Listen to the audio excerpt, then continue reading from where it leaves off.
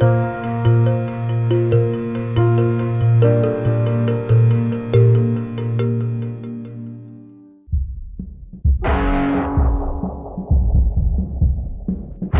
computer hacker group Anonymous is claiming tonight that it took down the website of the Federal Appeals Court in San Francisco this afternoon.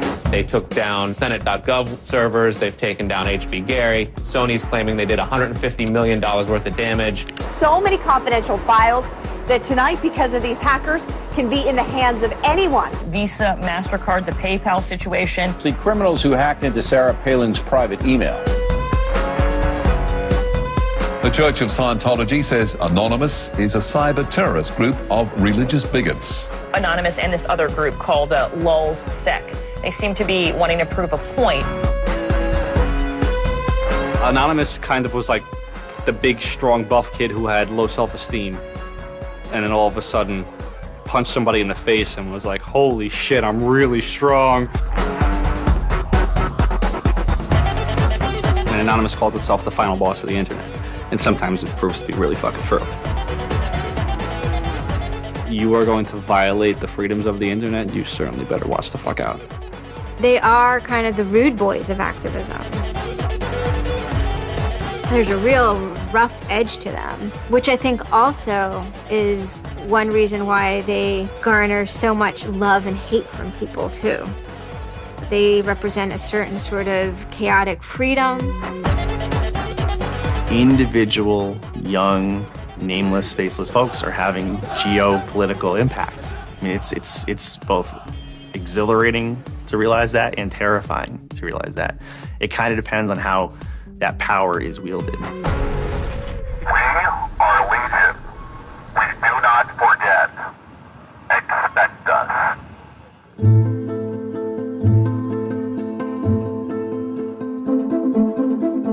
We stand for freedom. We stand for freedom of speech, the power of the people, the ability for them to protest against the government, to right wrongs. No censorship, especially online, but also in real life. We have members throughout society and all stratas of it worldwide. Yet we have no leadership. It's one voice. It's not individual voices. That's why we don't show our faces. That's why we don't give our names. We're speaking as one, and it's a collective. Good timing. I would love to live in a country where the government fears its citizens and not the other way around. But right now, plenty of anonymous actors are in hiding because of fear of reprisals by the government. I've been called many things. There's unpatriotic. That we're just a bunch of children sitting in our parents' basement. I got called a terrorist sympathizer. We've been called kids, we've been called cyberbullies, we've been called hooligans, and sometimes those words aren't entirely unfair, but this is a serious political movement. No one, in the general public really seems to get it. What they don't seem to get is that the ability for Anonymous to be everything and anything is its power. Anonymous is a series of relationships, hundreds and hundreds of people who are very active in it and who have varying skill sets and who have varying issues they want to advance and who are collaborating in different ways each day. They're a little bit like a prism or kaleidoscope. They've got many different facets and many different sides. Of course, when you spend enough time with them, you start to get a sort of feel or texture that's not just random, right? Yet it's very multifaceted, very rich, which does span from the quite lighthearted to the very, very serious. Bob Dylan had a line in a song just saying, to live outside the law, you must be honest. They might do something which isn't technically correct, maybe it's not legally correct, but they're doing it for purposes that in their minds at least are ethical. People who know what they're doing, who share an ethos, who have a commitment to exposing and humiliating the man, who have a very low tolerance of lies and what they perceive as evil on the part of overweening power structures. They share information, they share tools and techniques, and they are currently having a very good time. The hacker culture, as we know it, really sprang from one place. It was MIT, and it was specifically the people in the Model Railroad Club, the Tech Model Railroad Club. Hacking originated as humorous pranks. When the guys at MIT put a Volkswagen up on top of the dome of the building, and people woke up and saw the car up there in the morning, or they measured a bridge by the body lengths of somebody. I would say his name was Brian, and discovered the bridge over the Charles River was, 822 Brians. These are funny things. That's where hacking originated, and it migrated into engineering and computer communities. It's witty, it's pranks. I'm Chris Weishopel, former member of the Loft. We don't necessarily say hacking group because it makes it sound like we're hacking, so we used to call it a hackers think tank. Hacktivism was a term coined by a group called Cult of the Dead Cow. The Cult of the Dead Cow was really kind of sort of like a propaganda type of organization. They had a guy who's the minister of propaganda. They're kind of merry pranksters. Like everything they did was completely over the top. One of the guys there coined the term hacktivism because he saw one of the things his group was doing, which he called hacktivism, was writing software that people in other countries could use to communicate securely, even if their government was spying on them. So the principle was really, it was freedom of expression. It was everyone should have access to the internet. Everyone should be able to communicate and get their message out on the internet. Even more important in countries where there was repressive regimes, that if you said something against the regime, they would come and take you away, and you weren't saying it anymore. Just like in traditional activism, it spans the full gamut from sit-ins or pickets to actually spiking trees and pouring sand in, the engines of construction vehicles. I mean, there's real sabotage. The same thing does all fall under the hacktivism label. There is a spectrum. There's sometimes a strong anarchist flavor to it as well. It's resistance to authority and those who would impose groupthink and group behavior on people, which was rightly perceived to be a consequence of the digital revolution as it was used by people in power to do hacking on behalf of righteousness and to redress the grievances of the world. Lance lowered Don Quixote on his horse, nag though she was, flying at the windmills of modern life. Anonymous grew out of what's known as 4chan. And essentially, this is just a website where people can upload images and you don't actually give your name. It's just sort of anonymous. When you look at 4chan, you're often surprised because it looks like a site from like 1995 or something. The idea is very simple. You post a comment and you post a picture. And you can post under your name or anonymously. And it's separated into boards about particular topics. So there's topic on anime, there's topic on weaponry. There's like a 4chan board for origami, and you just upload interesting pictures of origami.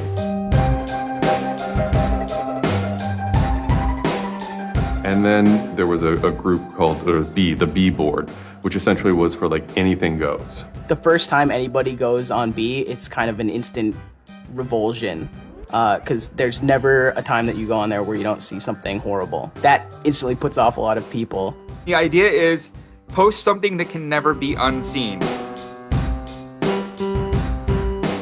Half of the posts on B are there specifically to make people not want to come back to B. It's what you get when people are allowed to express themselves with absolutely no restrictions whatsoever. It's the kind of sum of human imagination when people can get together and think together without any limits or parameters. It's the most vile, disgusting, and funny thing on the internet.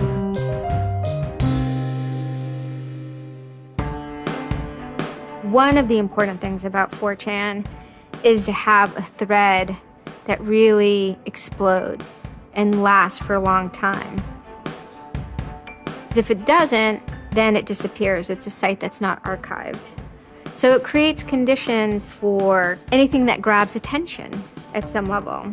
And so humor and grotesqueness as a result are quite good for that. I'd rather just be referred to as anonymous, I guess, in the interviews, because I have some docs out on me. 4chan's just where I went to. I grew up on it and I lived there.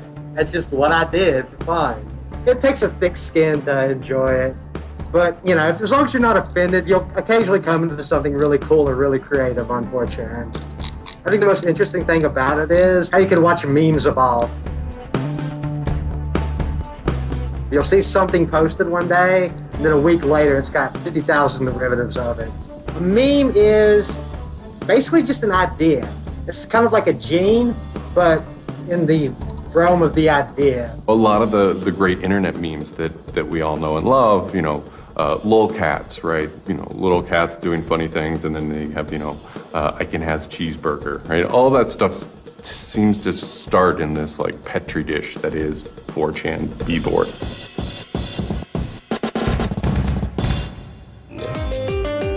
Say it publicly and you're insane. Chocolate rain. Name any meme from the last about 6 years, and I'll bet you either in its first posting ever was on 4chan, or at least one of its earliest revisions that became what it was on 4chan. I can see the food situation is so we'll be on our way.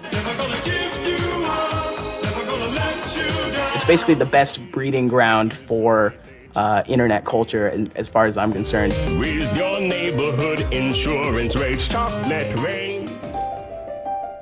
4chan is also very known for acts of trolling. Trolling is a fucking art. Trolling is getting the person you're talking to get as pissed off as they possibly can, and for no reason except for your own enjoyment. Maybe you're trying to illustrate a point, but it's mostly for your own enjoyment.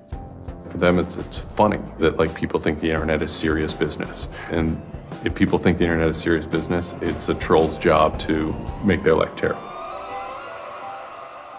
The idea of anonymous came initially as a joke. I mean, somebody suggested that what if the whole site, what if 4chan, what if B was just one person? And what if that's just one guy called Anonymous sitting somewhere and you're just reading all these posts by one guy?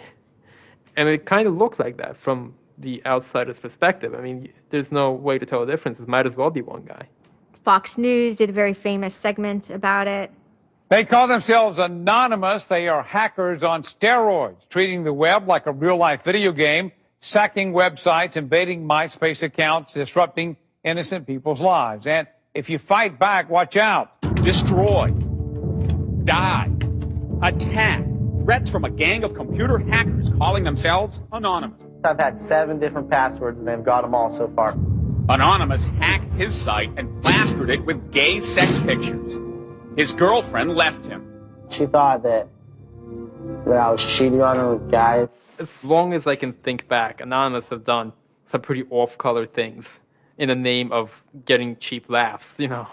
But, I mean, that's part of the culture. They get what they call lulz. Lulz is a corruption of LOL, which stands for laugh out loud. Anonymous gets big lulz from pulling random pranks. For example, messing with online children's games like Habbo Hotel. Habbo Hotel was this online community where you had an avatar and you walked around and talked to other people. It was kind of like an early version of, you know, World of Warcraft or Second Life or any of those virtual worlds. What the people on B did was invade Habbo Hotel, created, you know, thousands of avatars. They all had this one uniform of a black guy with a big afro wearing a black suit. And so there would be thousands of these people, black guys, black suit, you know, huge afro, walking around this world, and they would do things like form a swastika out of themselves. And I think that was a real landmark because it was when they were able to see that, you know, they can use their numbers to do something really interesting and really disruptive. So we blocked the entrance to their pool, and that just pissed them off so fucking much. It was fucking beautiful. That was fucking just wonderful. Wonderful times. Those kids love that pool. They love the shit out of their pool. The goal was actually to offend everyone, simply because the idea that we could offend you by drawing a little shape on the screen was stupid to the people involved in it. They were like, really? You're going to get that mad over us just drawing this on the screen? Wow. Well, you need to refocus a little on life because this should not be upsetting you that much. All these different organizations online, whether it's 4chan or just any website, there's typically a community aspect to it. This is where people have their social relationships. This is where their friends are. This is where they have a creative outlet. And so all those aspects are going into groups like Anonymous, where people feel like they're part of a bigger thing and they're able to express themselves within that group. There were certain words, certain phrases, certain ways people respond to things, certain images that were posted that created a pattern, and that pattern was, I guess, the origin of what is now Anonymous. It's like Freemasons with a sense of humor, in so much as they have this common symbology, and one of their chief joys, which is kind of wrapped up in power and secrecy, was the fact that they could recognize each other by referencing these symbols, referencing these phrases. Over 9,000. It's over 9,000! I lost my iPod. Mudkips, anything involving mudkips.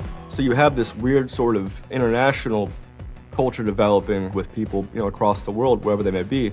In late 06 and, into early 07, there's a bit of a sea change where instead of just posting a bunch of content or randomly saying we're going to go over to some website and post a bunch of dirty comments against someone, it becomes a little more organized. Welcome to the Hal Turner Show. They went after a guy named Hal Turner. I am being discriminated against because I'm white. Hal Turner was a neo-Nazi who was, big online and had a podcast. I think that the 14th Amendment was not ratified properly, and I think, therefore, it is still okay to have Negroes as slaves in America. The first time I heard about Hal Turner is he was knocking somebody on 4chan. There's a million neo-Nazis out there.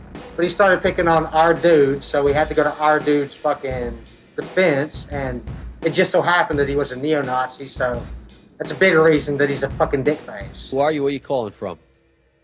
Hola, this is Pedro. Spick, don't call. Diego. He was just a horribly racist radio personality who seemed to handle it well when you called in. Like, he could handle being berated by Anonymous. And that made it very interesting. It made it a bit of a challenge. It wasn't some guy who just either crumbled or stopped answering the phone. It was a guy who would yell back. Hal Turner wasn't the first, actual person that, Anonymous had caused trouble for, but the circumstances ended up being significant. They DDoS'd his website, stuff like that, costing him thousands of dollars, bandwidth fees. Denial of service has been around for a long, long time. The equivalent of if you, for some reason wanted to disrupt a bus service, right? You can hire 1,000 extras to all go and line up at the bus station, right? And get on the bus. And so that anyone who was really trying to get on the bus couldn't do it, right? It's as simple as that. When you stop trying to visit, website goes back up, no permanent damage. We DDoSed him, and then we kind of trolled him in real life. We sent countless pizzas to his house. We signed him up for escorts on Craigslist. We sent a bunch of pallets of industrial materials to his house, which he ultimately had to foot the bill for. And basically, we destroyed his ability to pay for his radio show, and that took him off the internet. And then they ended up getting some real hackers to help them out. This wasn't sort of pranks. They actually were able to get into Hal Turner's private servers and his mail servers and find some interesting emails that he was serving as an FBI informant, which, if you're a right-wing neo-Nazi, is not a good thing to be. And obviously him being an FBI informant and also his reaction, his sort of douchebaggy reaction to the raids, damaged his credibility within the white nationalist scene, which is a shame. Hal Turner's gone. He's been prosecuted by the feds for threatening judges.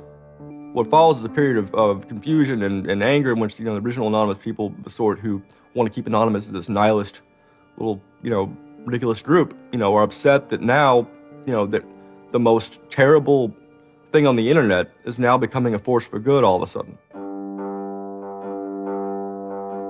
I'm Mike Vitale, and my handle is Seth Dude. Now, this is January 2008. Anonymous is strong now. We're not a little dinky fucking group anymore. This is millions of people worldwide, and we're watching. And then Scientology stepped in with a big target on its chest. A video came out of Tom Cruise. It was supposed to be an internal Scientology video, talking about secrets of Scientology. Being a Scientologist, when you drive past an accident, it's not like anyone else.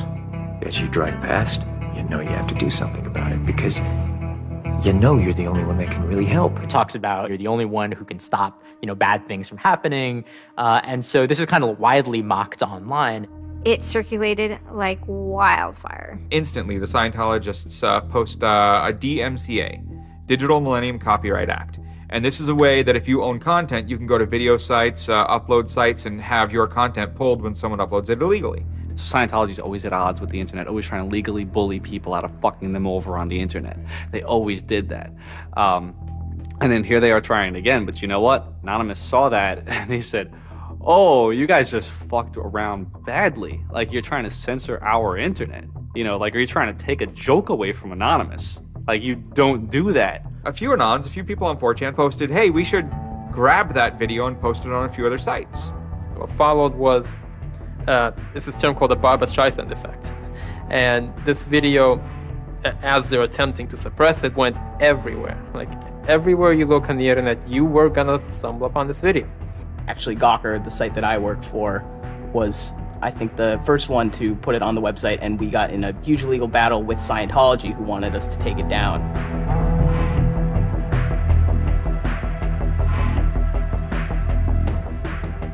Scientology is an interesting target because in some ways it's the perfect inversion of what geeks and hackers value.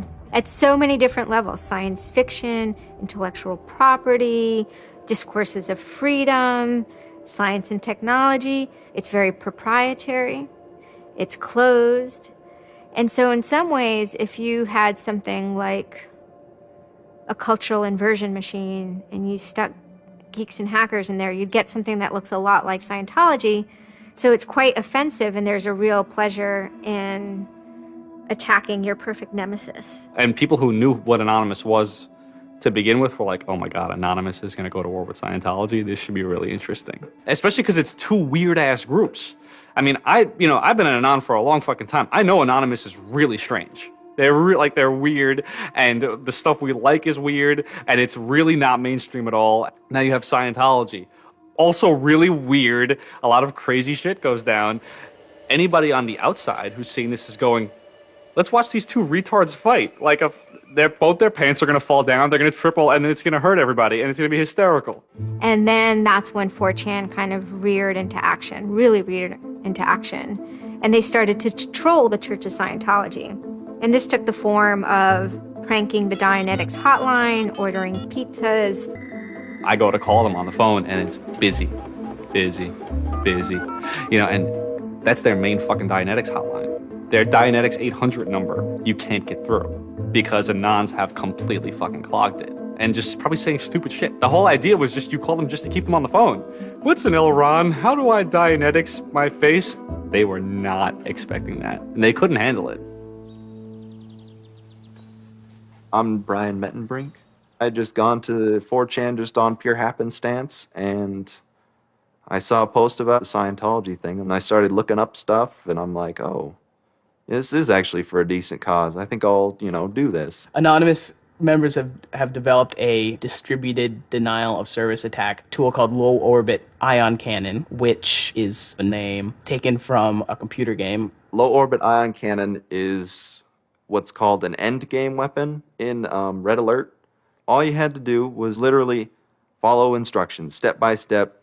What you do is you put in the site, you see that the IP is correct, you make sure that all these settings are good, and you hit the button, and off it goes. And what it does is it tells Scientology.org, in this case, it tells them to send their website to my computer about, I think, it was 800,000 times in a weekend, and I'm pretty sure I probably took it down myself a couple of times. It felt like you were making a difference, just you yourself, and you didn't even have to leave your home, And one of the guys said, we need to make a video. We have to make a video.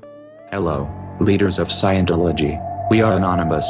When the video came out on January 21st, that was one of the first times that Anonymous, as a culture, started referring to itself as Anonymous as a movement.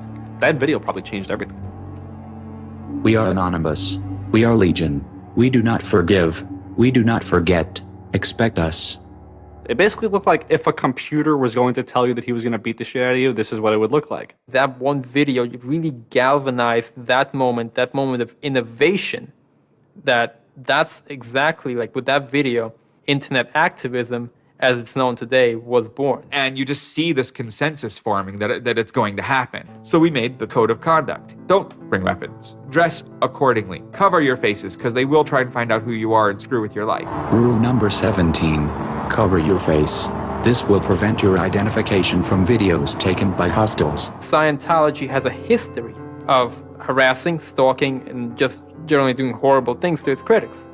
So people needed a way to hide their identities. A lot of people had very legitimate fears. They don't want to be followed home. They don't want to be stalked. They don't want to put their families and themselves in danger. Everyone was going, well, we're going to wear a mask. What's the only fucking mask that we all already know or have a joke about? And it's the Guy Fawkes mask. You see the movie V for Vendetta, the ending scene where everyone's wearing the Guy Fawkes mask. That is very reminiscent of what Anonymous thinks Anonymous is.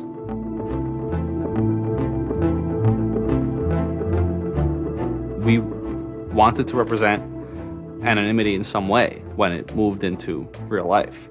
I think that the Guy Fawkes mask was one of the most natural things to happen. It is the idea that none of us are as cruel as all of us. You have this massive crowd of people who are anonymous that is going to fight against a bigger thing and win. Even after watching the video, it's like, yeah, this is great, but who's actually gonna do it? Who's gonna step up? Are people actually gonna get out of their house? And I guess we were really affected by the stereotype of that whole community, they're being internet nerds, that too afraid to leave their mom's basements. No one thought that they were gonna come out. This is me on the way there. I haven't slept. I'm very fucking tired. And I remember going to the park that day, and it's really fucking early in the morning, which I thought was a bad idea. And I'm smoking a cigarette, and I'm looking around like, where the fuck is everybody? There's nobody here. So here I am, sitting in Bryant Park, waiting for the other announce to show up. I remember thinking like, oh fuck, like, am I gonna be the only one in the park? Am I gonna walk to Scientology with fucking 6 or 7 people? Which totally defeats the entire purpose of this, because now they could single me out, Then I get up and I start walking around and I see there's a lot of green balloons over there for some reason. On the other side of the park, there was like fucking 200 people. There was Guy Fawkes masks everywhere. And I'm like, holy shit, this is huge. There's a fucking lot of us. That's pretty good. I had no idea how many Anons there were until we started moving. And it just fucking got bigger. I remember walking through Times Square, and everybody in Times Square was an Anon. This is like a fucking 1,000 person per fucking minute foot traffic area. And everywhere I'm looking, I'm seeing fucking Anon symbols. It was fucking wild. It was really wild. This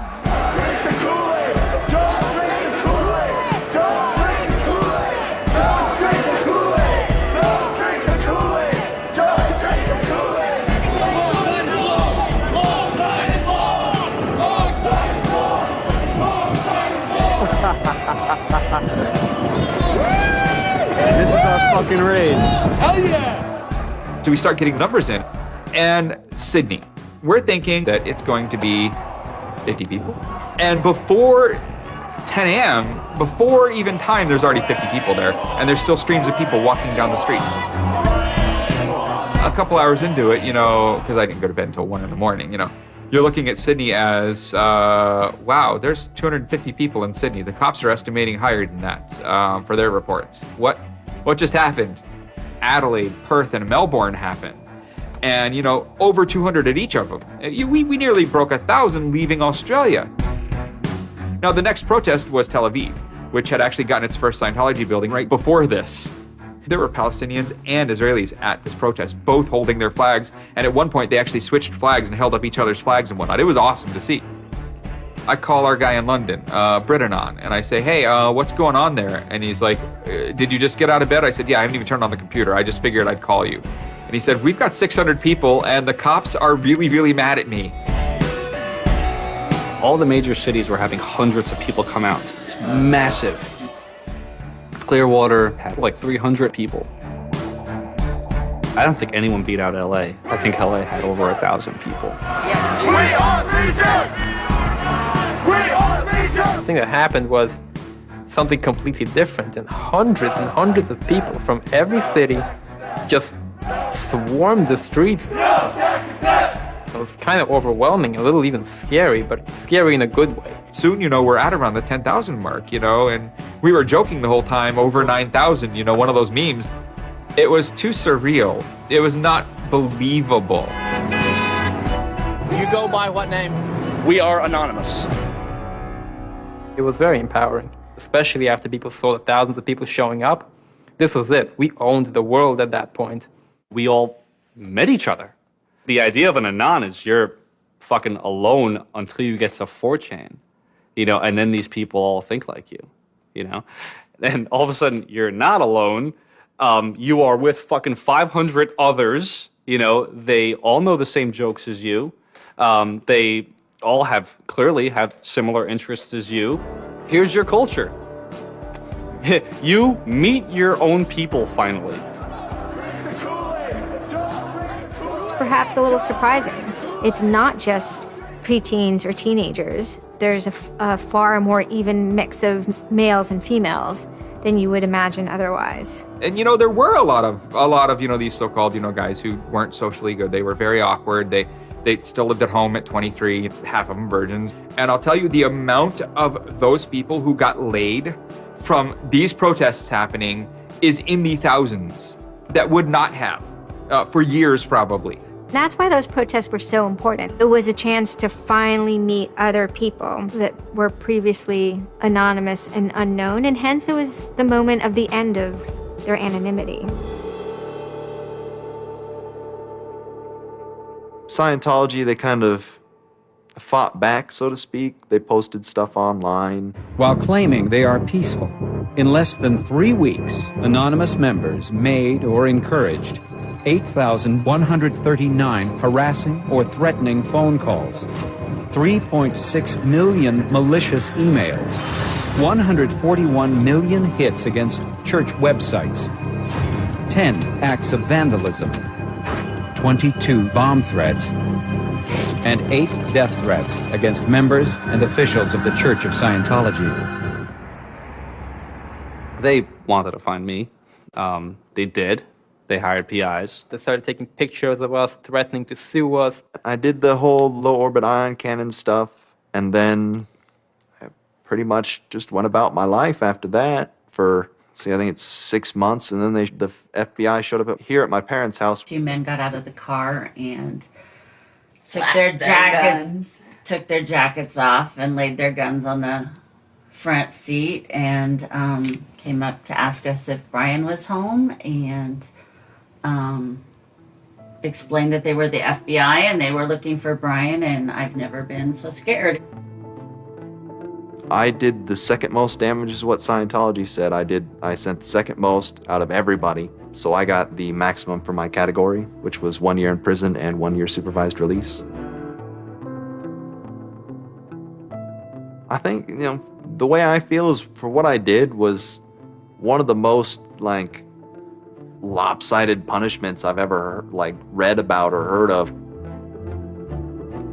Yeah, I think it's ridiculous, especially the year supervised release where I can't touch a computer for a year. I'm not sure what that's supposed to solve except make my life difficult.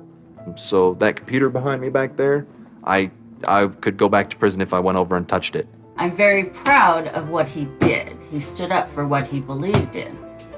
I never would even dream of hurting anybody, It's just not me.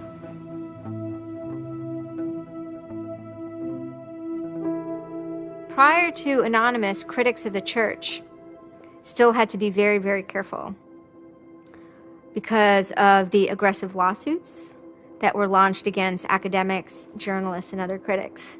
I would say that era is over.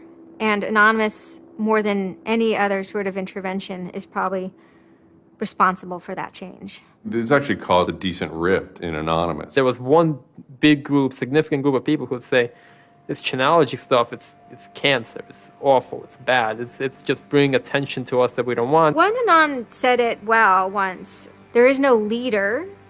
Their ops have momentary leaders, de facto leaders. Almost through meritocracy, there's more respected or more persistent participants. Some people participate in a single operation and are never heard from again. It might even be a housewife who just, agrees with that political statement or that protest. I like to describe this with the picture of a bird swarm. Everybody's flying very, very quiet. Suddenly, one bird flies into the other direction and the mass fly into the same direction, following that person. It's totally okay to say, I'm sorry, I don't take part.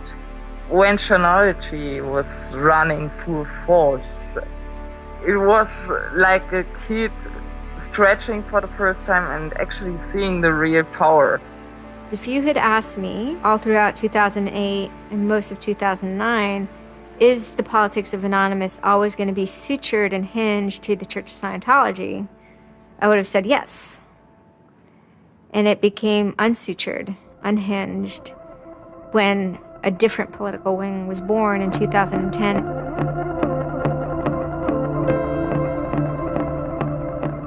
It is our task to find secret, abusive plans and expose them where they can be opposed before they're implemented. The interesting thing about someone like Assange is that he actually also sprang from, a hacker culture. It's a mentality of spreading information. Julian was Mendax. He was the greatest hacker that ever walked the face of the earth when I was a kid. I mean, they rumored he could move satellites around in space by hacking into NASA. Maybe it never happened, but it was a myth that kept young kids like me wanting to plug a computer into a modem and see if I can move some satellites around. WikiLeaks is an instantiation of the hacker ethos. Truth wants to be free, and we want to liberate it. WikiLeaks released a huge trove of diplomatic cables. There was a lot of controversy from every quarter of society. The WikiLeaks website released nearly 400,000 secret U.S. files on the Iraq War late today. It was the largest leak of classified U.S. files in history. There was one particular moment that really sparked the fire, and this was when PayPal, MasterCard, and Amazon pulled services for WikiLeaks. So all of a sudden, there's no way to actually process donations to WikiLeaks. And then people went and found neo-Nazi groups. Visa and MasterCard were perfectly fine with you being able to PayPal being able to make donations to them. But WikiLeaks, no. I think WikiLeaks is doing a good thing. It's just a total hypocrisy. They got their little fucking banking mafia to fuck, WikiLeaks over. People were incredibly angry. There was a real sense of rage. Anonymous DOSed PayPal. They were pissed. The numbers of participants were massive. And they managed over the course of a couple of days to disable the websites of MasterCard and PayPal.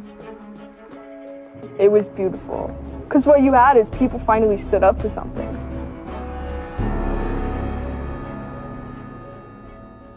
My name's Pete Fine. You can call me an internaut or a hacktivist.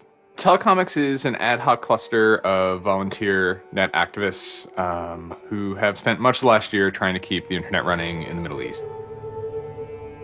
In kind of the lead up to the Egyptian revolution, we would tweet on people's behalf. We would get people from Egypt who were unable to access Twitter on their own on our IRC network, and we would take reports from them and tweet them out using our account to kind of help them get the word out about what they were experiencing. Some of this shit is personal.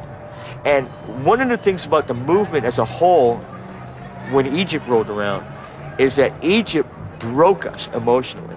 Watching in real time with live feeds that we helped set up, Egyptians get massacred with machine guns. It was different, and I have never in cyber activism wept before. It's never bothered me like that. It's never been able to touch me the way Egypt touched me. And then January 27th, January 28th rolls around, and the Egyptian government starts shutting down the internet. I mean, just for the whole country. There's this fantastic traffic graph that you can see the traffic coming out of Egypt, and it looks like, like this, and it goes like that. Just totally stops. And we were just shocked. We were just like, what the fuck? Like, what the fuck? To think that a country would completely cut itself off as much as it was able to from the outside world was pretty unthinkable. We know bad things go on in the dark places. That's the kind of thing that could start riots. I think when Mubarak did what he did, I think it really upset people here as well as in the Middle East. I put myself in their place, and I found myself in a desert of nothingness because he just wiped out everything that my world incorporated. That just showed me and everybody else that the same thing can happen at any time, at anywhere, in any government. Anonymous and the people on the internet stood up and said, go fuck yourself. You want to shut down their internet? Fine. The people on the internet will show them how to turn it back on. A lot of my friends helped with encryption, helped people on the ground in those countries validate SSL keys and certificates, and really showed them how to subvert their government and become free. And then Telecomics started to tweet connections to the internet, dial-up connections. In Egypt, the care package we put together included some kind of our comms information, the ham radio and dial modem details. In total, we helped coordinate and run about 500 dial-up modem lines. We also Googled up treatments for tear gas and other kind of basic medical treatment and found folks who could translate that into Arabic. Sort of put this together in a nice one-page PDF and fax, and off it goes. President Hosni Mubarak has decided to step down from the office of President of the Republic.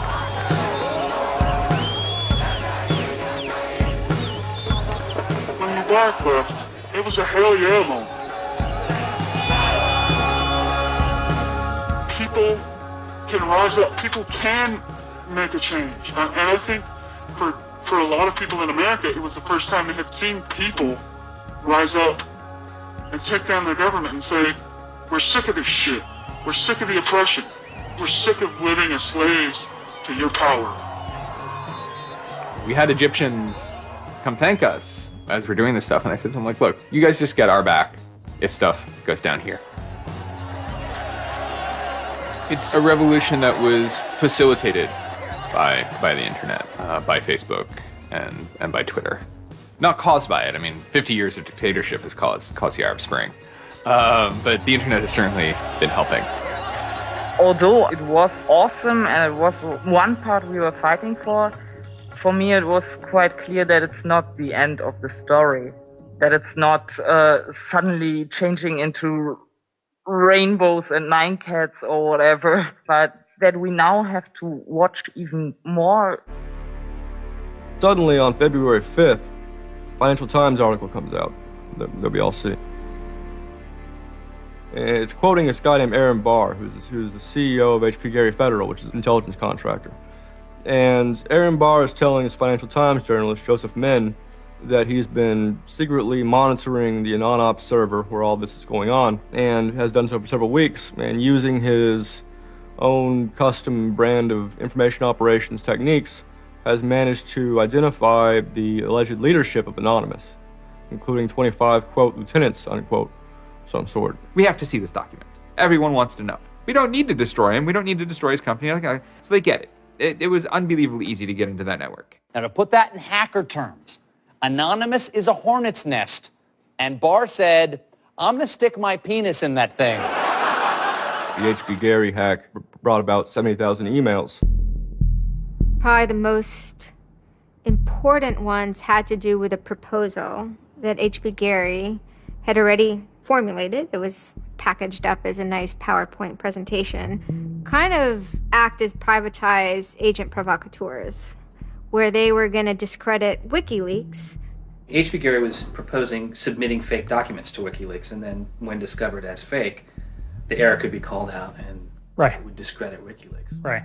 So there's a lot of like specifics that I can't talk about. So let me try to answer that though in a general sense. First of all, it's probably no surprise to anybody. I'm not a big fan of WikiLeaks. I think that the broad purpose of trying to get as much information, proprietary or classified information for the government, expose that, is an extremely destructive and dangerous purpose.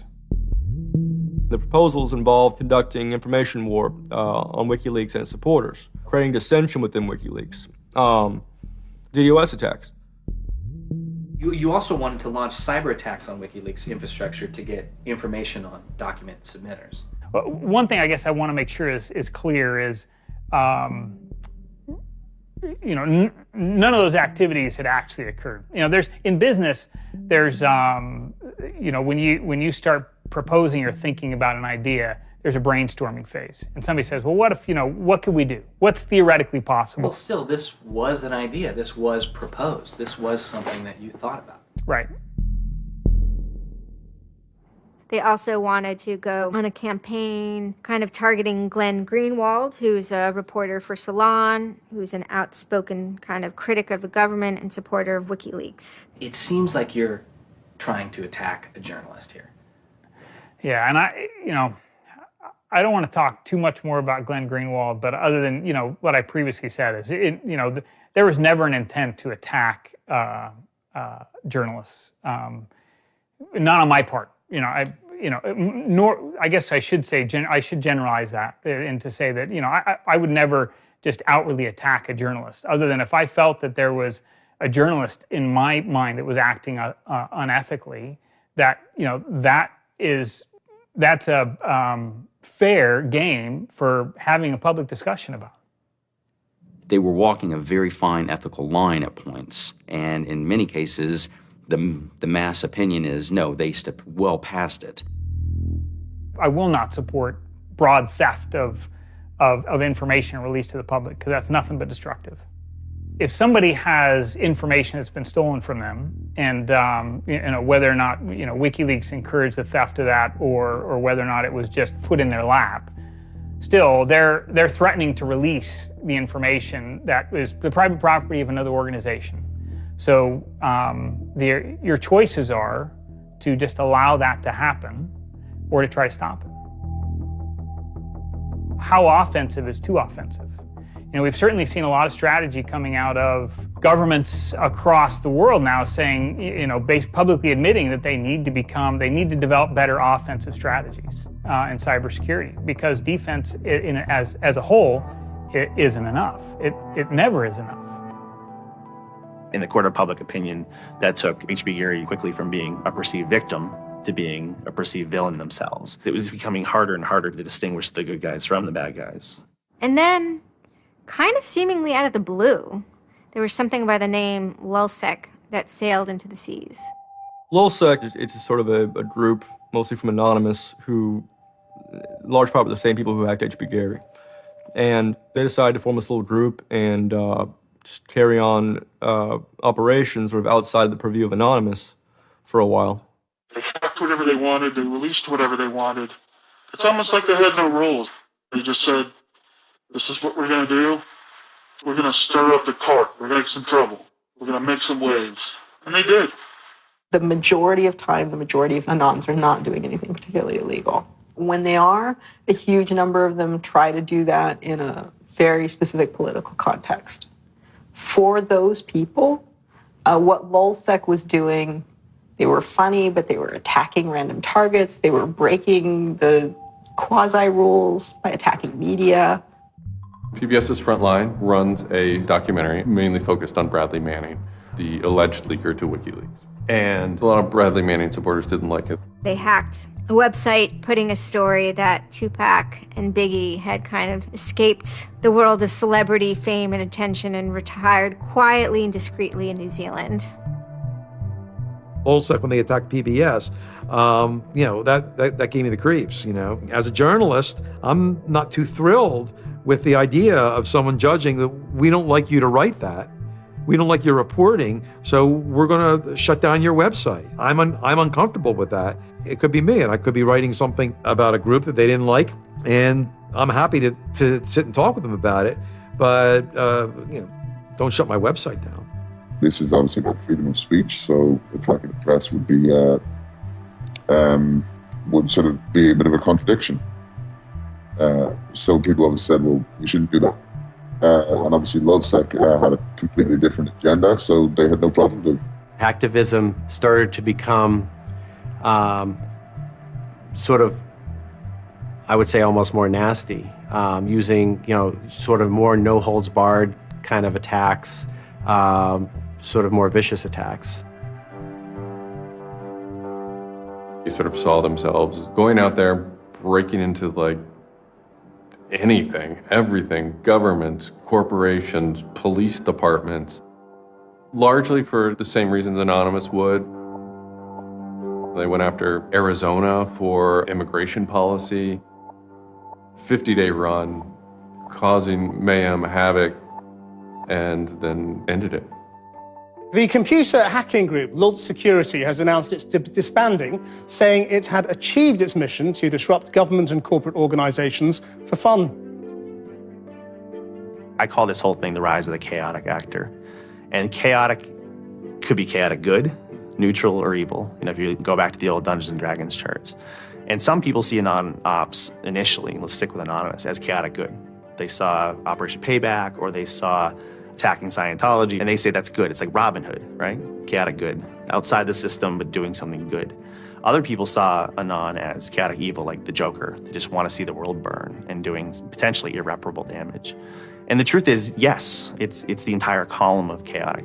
I'm actually a little less concerned about some of the things LulzSec's done and more concerned about the next generation of LulzSec, the next turn of the crank of who takes it further or is more aggressive. Whoever fights monsters, should see to it they don't themselves become one. Really, as powerful as they seem to be, LulzSec and Anonymous are really small potatoes compared to the bigger operations that are going on that we don't hear about, maybe operations funded by government. 16 people were arrested today, but dozens of FBI agents targeted alleged members of the loose-knit hacking group. Armed with search warrants, agents hit 6 homes in New York, along with locations across the country. The people arrested yesterday were suspected of attacking PayPal's website after the company shut off payments to WikiLeaks. Defenders of the hackers say they're merely engaged in civil protest, but FBI officials worry the disruptive cyber attacks could move in a more dangerous direction. So the FBI shows up at 6 in the morning, and it was really obnoxious. And I remember being frustrated and angry because there was nothing that I had done that would have justified an FBI search warrant. They came and guns blazing and all this other good stuff, busted down the door. I immediately just dropped down on the floor, 180, didn't want nothing. I wasn't trying to fight nobody. Even if you accept what the government is saying is true, what is important is that people are participating in the process. It is very much the process. It is sitting in a counter in Selma, Alabama, 500 Freedom Riders refusing to allow people to go and sit in at a segregated lunch counter. They write books about that stuff. It is demonstrating at a street corner saying no to a war. It's just a different, it's just a different vehicle. It's the same result. There's always going to be legal consequence when you decide to break the law. That comes with the territory. And it would be naive not to expect that. The question is whether the punishment will be proportional to the crime. And I suspect it might not be.